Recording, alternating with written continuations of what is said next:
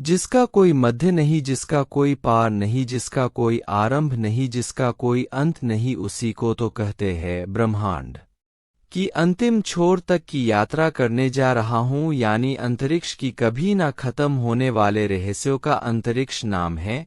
भयानक, डरावनी और जिगसा रोमांचक से भरा रहस्य, जिसके बहुत रहस्य छुपे हुए हैं, जिसे जानना जिज्ञासा उत्पन्न करती है, जिसे मनुष्य वर्षों से इसके रहस्य जानने कोशिश कर रहा है, और आज इसी रहस्य को जानने की कोशिश करेंगे हम। तो वीडियो को पूरा देखना। हमारी पृथ्वी जो हमारा घर है, सुख सुविधा से भरपूर, आरामदायक है। तो दोस्तों, आप अपना काम काज छोड़कर ऊपर आसमान को देखोगे तो आपको टिमटिमाते तारे दिखाई देंगे। आप जिन तारों को देख रहे हो वो ब्रह्मांड का पेज के तारे हैं।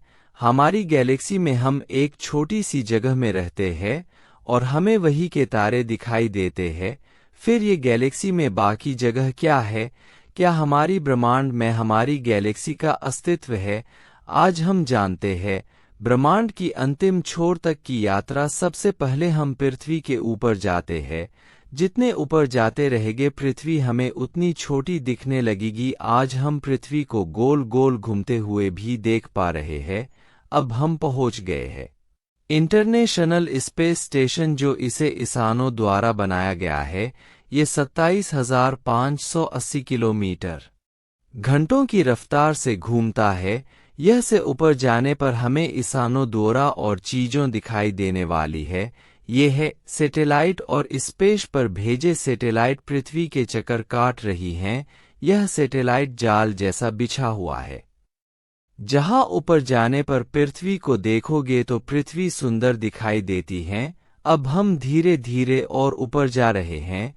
जाते जाते हम चांद पर पहुंच गए। हमसे पहले 12 इंसान आ चुके हैं और हम पृथ्वी से 4 लाख किलोमीटर की दूरी पर है, और चांद का कोई वायुमंडल नहीं है, जो चांद पर रहना बहुत मुश्किल है।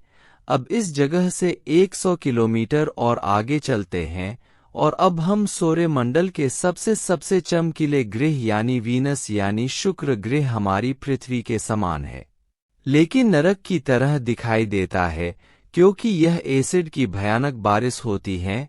जैसे सूर्य की गर्मी यहाँ आती है लेकिन वापस नहीं जा पाती है, और गर्मी यहाँ के वातावरण में रह जाती है। यानी कि सूर्य की गर्मी सुख लेता है और समा लेता है, और फिर अपने आप उबलने लगता है, और यहाँ सबसे ज्यादा ज्वालामुखी मौजूद है। और अब आगे बढ़ना है, जो सूरज से सबसे नजदीक ग्रह पहुंच गए, और इस ग्रह का नाम बुध ग्रह है, और इसकी धरती चांद जैसे है। वैसे ही गढ़े, वैसे ही धरती, वैसे ही धूल, जैसे कि दूसरा चांद हो। और अब आगे चलते हैं। हमारे सबसे बड़े ग्रह यानी जीवनदाता यानी सूरज जी है। आपने सही सुना, क्योंकि सूरज ही है जो सोलर एनर्जी को नियंत्रित कर रहा है।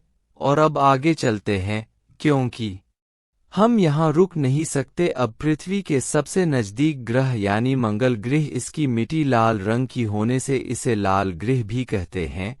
सबसे ज्यादा जानकारी इसी ग्रह से जानना चाहते हैं क्योंकि मंगल ग्रह पर उन्हें लगता है उस पर हमारा अतीत छुपा है। उन्हें लगता है किसी टाइम यहाँ जीवन रहा होगा जो आज पृथ्वी पर पहुंच गया है। यहाँ भी पानी था, वातावरण भी था, हल्की आज यह ग्रह वीरण खंडर पड़ा हुआ है। अरुण, उरेनस, प्रतीक या यूरेनस हमारे सौर मंडल में सूर्य से 7वां ग्रह है।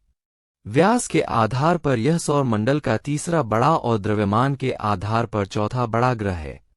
द्रव्यमान में यह पृथ्वी से 14.5 गुना अधिक भारी और आकार में पृथ्वी से 63 गुना अधिक बड़ा है। औसत रूप में देखा जाए तो पृथ्वी से बहुत कम घना है, क्योंकि पृथ्वी पर पत्थर और अन्य भारी पदार्थ अधिक प्रतिशत में हैं, जबकि अरुण पर गैस अधिक है। इसीलिए पृथ्वी से 63 गुना बड़ा आकार रखने के बाद भी यह पृथ्वी से केवल 14.5 गुना भारी है।